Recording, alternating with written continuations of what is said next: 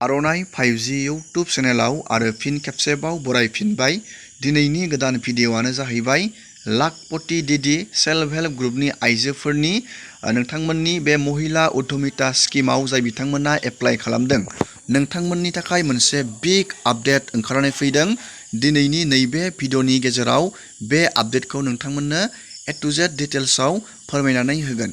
नोंथाङा भिडिअ'खौ जोबजासे नायलांबाय थाबानो जाबाय आरो बेफोरबायदिनो गोदान गोदान आपडेट डिटेल स्किम डिजिटेल खौरां मिथिबाय थानो थाखाय नोंथाङा चेनेलाव गोदानबा चेनेलखौ साबस्क्राइब खालामबानो जाबाय। दानिया जोङो बे मस्ट इम्परटेन्ट आपडेटखौ जोङो नायगोन। गिबियावनो बे आपडेटआनो जाहैबाय नोंथांनि अनलाइन डाटा नैबे SHG केटेगरि वाइसआव नोंथाङा गावबागावनि मेम्बारफोरनि बा नोंथांनि प्रेसिडेन्ट सेक्रेटारि नोंथांनि ग्रुपनि गासैबो डाटाखौ बे SHG केटेगरि वाइसआव नोंथाङा थांनानै चेक खालामनो हायो आरो गभर्नमेन्टआ जुदि रांखौ सोगोन अब्ला नोंथांनि डाटाखौ बेनिफ्रायनो नायगोन नोंथांनि गासैबो डाटाया बे अनलाइन बे डाटायाव हाबनानै दंना गैया, नोंथांनि गासैबो डिटेल्सआ रोखायै दंना गैया। नाथाय बेयाव मोननैसो सोलाय सोल' बेयाव जादों। मानसिफोरनि डाटाया सोरनियाबा ग्रुप मोनसेयाव नैबे 7 जन, सोरनियाबा 8 जन, सोरनियाबा 9 जन, बेयाव मिनिमाम मोनसे ग्रुपआव 10 जन बेयाव मिनिमाम मेम्बार थाथारनांगौ। बेफोरबायदि सोरनियाबा नामा मेम्बारा दानजानानै फैदों। नोंथांनि नामाबो दानजानानै फैदों नामा? नोंथाङा बेखौ बोरै चेक खालामनो? जोङो दिनैनि नैबे भिडिअ'नि गेजेराव बेनि ए टु जेड डिटेल्सखौ नायगोन। नोंथाङा बेखौ चेक खालामना लानाया मोजां। जुदि नोंथांनि नामा दानजादों नोंथाङा बेखौ मा खालामनांगोन? जोङो बेनिबो आपडेटखौ नायगोन। नोंथाङा बेखौ चेक खालामनो थाखाय गिबियावनो जोङो दानिया गावबागावनि मबाइल फनावनो चेक खालामनो थाखाय जोङो बेनि प्रसेसखौ फारि फारि नायदिनि। गिबियावनो नोंथाङा बेखौ चेक खालामनो थाखाय गिबियावनो नोंथाङा नैबे SHG नोंथाङा गुगोलाव बेखौ सार्च खालामनांगोन। आङो लिंकखौ भिडिअनि डिसक्रिपसनाव होनानै थागोन। नोंथाङा लिंकआव थुबाबो डाइरेक्टयै पेजाव थांनानै नोंथाङा चेक खालामनो हागोन। नोंथाङा गिबियावनो नैबे SHG केटेगरि वाइसआव नोंथाङा क्लिक खालामनानै होनांगोन। जोङो दानिया बेयाव क्लिक खालामबाय। दानिया बेयाव क्लिक खालामनानै नोंथाङा बेयाव अल इन्डियानि बेयाव नोंथाङा स्टेटफोरनि बेयाव नामखौ नुनो मोनगोन। नोंथाङा नैबे आसामाव क्लिक खालामनानै होनांगोन। जोङो दानिया बे आसामाव क्लिक खालामना होबाय। बेबायदि नोंथाङाबो बेबायदि क्लिक खालामबानो जाबाय। दानिया बेयाव नोंथाङा गावबागावनि डिस्ट्रिक्ट नैबेयाव नोंथाङा डिस्ट्रिक्ट नुनो मोनदों। नैबेयाव डिस्ट्रिक्टखौ नोंथाङा गावबागावनि डिस्ट्रिक्टखौ बेयाव नागिरनांगोन। नोंथाङा बे पेजाव फैनो थाखाय लिंकआव थुबानो जाबाय। डाइरेक्टयै नोंथाङा चेक खालामनो हागोन। दानिया नोंथाङा बेयाव गावबागावनि डिस्ट्रिक्टखौ नोंथाङा बेयाव नागिरनांगोन। बे पेजखौ बोखोनांगोन आरो जुदि नोंथाङा बेयाव नुवा अब्ला नोंथाङा नैबेयाव अपसन होनानै दोनखादों 1 2 3 बेबायदि नैबे 1 नैबे 2 3 4 बेबायदि नोंथाङा नागिरलांनांगोन गावबागावनि बेयाव डिस्ट्रिक्टखौ। बेयाव अल आसामनि डिस्ट्रिक्टआनो थागोन। दानिया जोङो बेयाव मोनसे डिस्ट्रिक्टआव जोङो क्लिक खालामनानै जोङो नायदिनि। जोङो दानिया बेयाव क्लिक बानायबाय। दानिया नोंथाङा बेयाव गावबागावनि ब्लक नोंथांनि गावबागावनि ब्लकखौ नोंथाङा बेयाव नागिरनांगोन।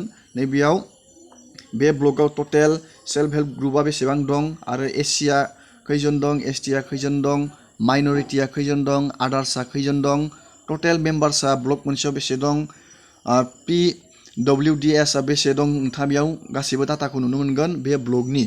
दानिया नोंथाङा गावबागावनि ब्लकआव बेयाव क्लिक खालामनांगोन। आं बेयाव मोनसे ब्लकखौ क्लिक खालामनानै होबाय। दानिया नोंथाङा बेयाव गावबागावनि ग्राम पन्सायत बेखौ VCDC बुङो। नोंथाङा गावबागावनि एक्जेक्ट VCDCखौ नोंथाङा बेयाव नागिरनांगोन आरो नैबेयाव जुदि मोना नोंथाङा नैबेयाव अपसन होनानै दोनखादों नैबे 2 बेफोरबायदि 2 3 4 नोंथाङा बिदि क्लिक खालामबानो जाबाय। दानिया नोंथाङा बेयाव गावबागावनि नैबेयाव VCDCआव नोंथाङा क्लिक खालामनानै होनांगोन। गावबागावनि ग्राम पन्सायतआव नोंथाङा क्लिक खालामनानै होनांगोन। आं दानिया बेयाव मोनसे ग्राम पन्सायतआव क्लिक खालामनानै होबाय। दानिया नोंथाङा बेयाव गावबागावनि ग्राम पन्सायतआव बिदि क्लिक खालामनानै नोंथाङा बेयाव गावबागावनि नैबे भिलेज माने बियो VCDCआनो बियो। नोंथाङा बेयाव गावबागावनि भिलेजाव नोंथाङा क्लिक खालामनो नांगोन।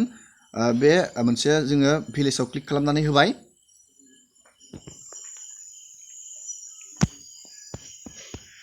भिलेजाव क्लिक खालामनानै नोंथाङा बेयाव गावबागावनि नैबे ग्रुपनि नेम बेयाव भिलेज मोनसेयाव खैजन ग्रुप दं नोंथाङा बेयाव नुनो मोनगोन।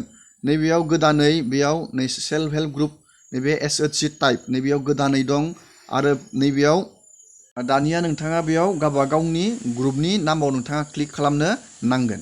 जोङो दा बेयाव मोनसे ग्रुपाव क्लिक खालामनानै नायनि नैबे SHC टाइपआव बेयाव रिभिउ नैबेयाव रिभिउ खालामबाय दं नोंथांमोना बेयाव नुनो मोन्दों। नैबे ग्रुपाव 10 जनमोन नाथाय नैबेयाव 7 जनल' जानानै फैदों। दा बे मानि थाखाय जादों आं नोंथांमोननो खोथाहरनि। जाय मेम्बारफोरा सोसनदों सोलायदों सेक्रेटारि प्रेसिडेन्ट गोदानै मेम्बार सोसनदों सोलायदों बेनि थाखाय बेफोरबायदि बेयाव खोथैदों। नोंथाङा बेयाव क्लिक खालामबानो जाबाय। सोरनियाबा मेम्बारा जुदि दानजादोंबा नोंथाङा बेबायदि मोनसे ग्रुपाव क्लिक खालामनानै गावबा गावनि ग्रुपाव क्लिक खालामनानै नायजागोन। जोङो बेयाव मोनसे ग्रुपाव क्लिक खालामबाय। दानिया बेयाव नोंथाङा नुनो मोनगोन गावबा गावनि नामखौ। नैबेयाव टटेल बेयाव सेल्फ हेल्प ग्रुपनि टटेल मेम्बारफोरा 10 जन थायोमोन नाथाय बेयाव 7 जनल' जाना दं। दा बे मानि थाखाय जादों बेयाव दा रिभिउ खालामबाय दं गोदानै बेयाव एड खालामगोन। नोंथांमोना बेबायदि गावबा गावनि डाटाखौ नोंथांमोना चेक खालामनानै लानो हागोन। जुदि बे डाटायाव नोंथांनि गासैबो डाटाया क्लियार थायो अब्लासो नोंथाङा बे सेल्फ हेल्प ग्रुपनि सोनो लागा रांखौ नोंथांमोना मोननो हागोन। नोंथाङा बेबायदि गावबा गावनि डाटाखौ नोंथाङा चेक खालामनानै लानो हागोन। जाय बिथांमोना गोदानै मेम्बार सोसनदों सोलायदों एड खालामदों प्रेसिडेन्ट सेक्रेटारि सोलायदों नोंथांमोना बेबायदि चेक खालामनानै लाबानो जाबाय। बेयाव दा गोदानै रिभिउ खालामदों सोरखौबा एड खालामदों बे सोनायनि खामानिया सोलिगासिनो दं। नोंथांमोना बेबायदि चेक खालामना लाबानो जाबाय। दिनैनि भिडिअखौ आङो बेखिनियावनो फोजोबबाय। नोंथांमोना भिडिअखौ नायनानै मोजां मोनोबा लाइक खालामबानो जाबाय। एसेनोसै दिनैनि भिडिअआ।